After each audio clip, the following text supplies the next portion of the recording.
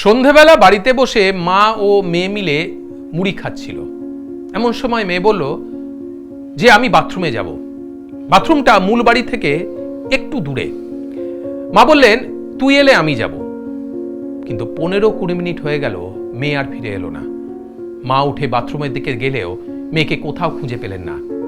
এমন সময় এক প্রতিবেশী এসে খবর দেয় বাড়ির পাশে চাষের জমিতে পড়ে রয়েছে তার মেয়ের রক্তাক্ত মৃতদেহ।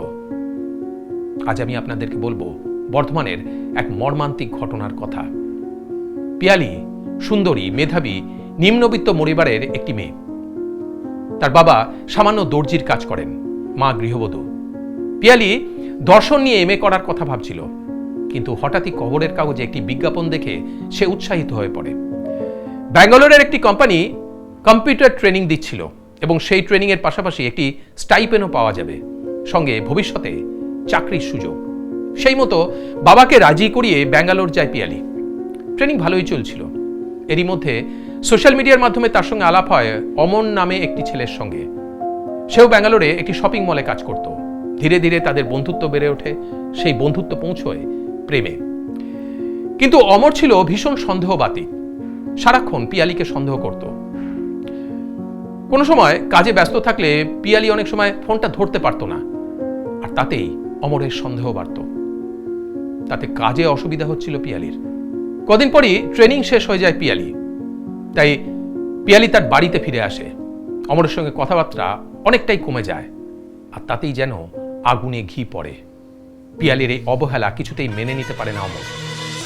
একদিন অমর ফোন করে পিয়ালিকে জানায় যে সে এসেছে, পিয়ালি যেন একটিবার তার সঙ্গে দেখা করে।